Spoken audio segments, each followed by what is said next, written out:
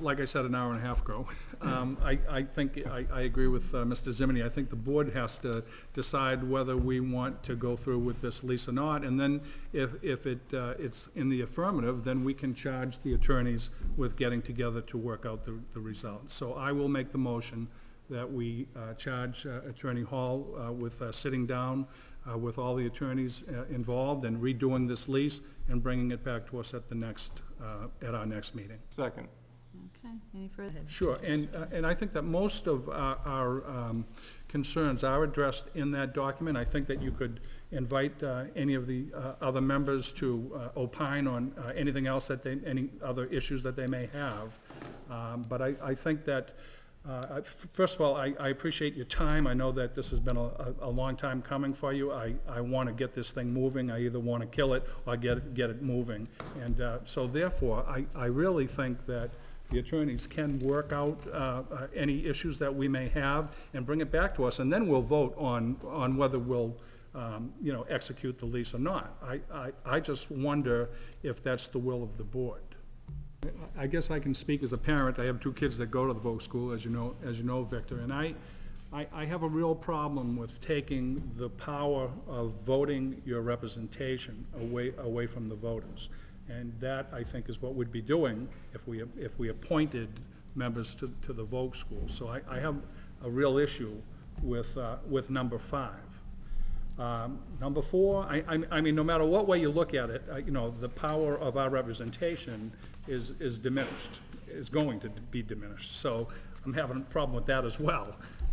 But I would have to say that I'd be more in favor of number 4 than number 5, as Attorney Hall has put out. Pro rata. Yes. That way, we still elect our own representatives, and it's the makeup of the board doesn't change. You just get less of a percentage of weight in anything that you vote on, which is going to happen anyway. If you've got 10 members from Lowell and 3 members from Drake, our power is diminished anyway.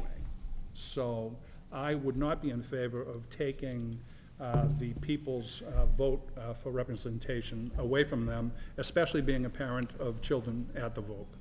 I think, especially with working on the Voc School project, as we all did in the past, there are a lot of people in this town that really don't realize that the Voc School children are actually our children. And with that said, I don't know as if the voters would know that by electing a Drake School Committee person, that they're actually electing someone that's going to appoint our representative to the Voc School. There are a lot of people that don't make that connect. And quite frankly, I like it the way it is. If you're going to be diminished, let's just diminish the percentage of your vote. Let the people vote for their own Greater Lowell representative, which would be number 4.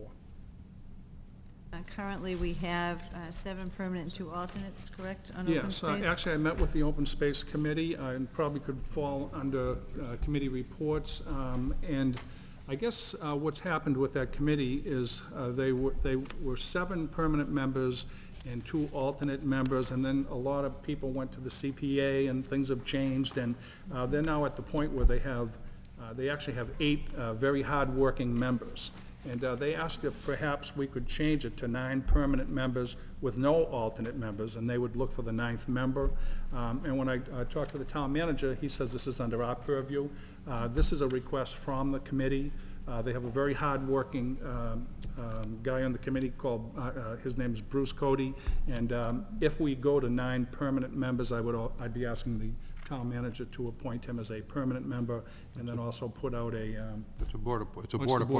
Okay, I would ask the board to approve Mr. Cody as a permanent member, and then also put out, an opening for 1 more permanent member. It really doesn't change the makeup of the board, and this is their wishes.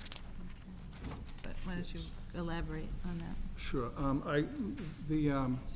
The request tonight is for the town manager to arrange some type of a meeting between all of the utility companies to see if we can somehow, you know, or at least so someone can explain to me what the double pole eradication program is, because there seems to be a gazillion double poles in town. Now, the reason that this came to my attention was the day after I was elected, there was a double pole on the corner of Hunting Ave and Passaconaway, and a gentleman called me and asked, not that it be removed, but he asked, could I at least help him get on a list to get this double pole removed from the corner of his property.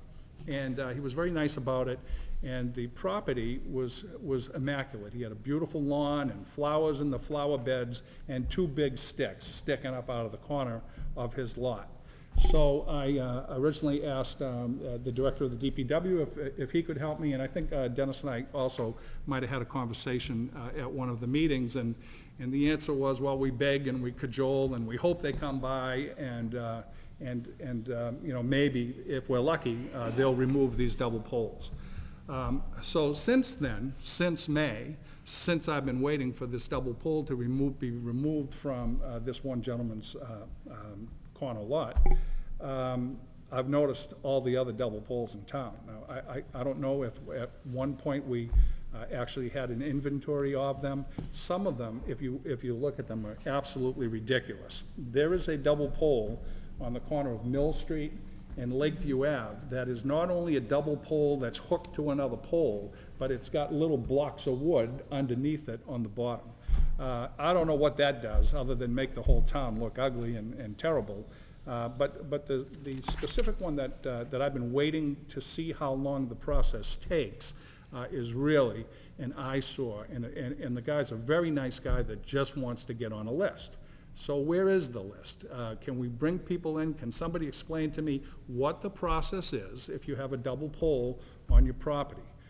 I've also noticed that double poles are also in the, well, you know, in the sidewalk. I don't know if any of them are, I'm hoping that none of them are blocking access to wheelchairs or whatever. I would hope that they're, you know, you can at least get by there. But I have seen poles in the middle of sidewalks. I don't know if that's a common practice or whatever, and I know that this is probably not real important to a lot of people, but this double pole on the corner of Hunting Ave and Passaconaway is very important to a guy that spends a lot of time taking care of his property, and it's an eyesore. So with that said, I'm just wondering, through you to the town manager, if we can have these people come in and somehow you know, come up with a pole eradication program, or at least tell me what the process is. Just occurred to me, and not certainly to make light of a important issue, but come November 15th, there will be one less pole you have to worry about. Yeah. Oh, no, because they got a new pole now. No. Very good, Dennis. Okay. All right. Along on David Letterman.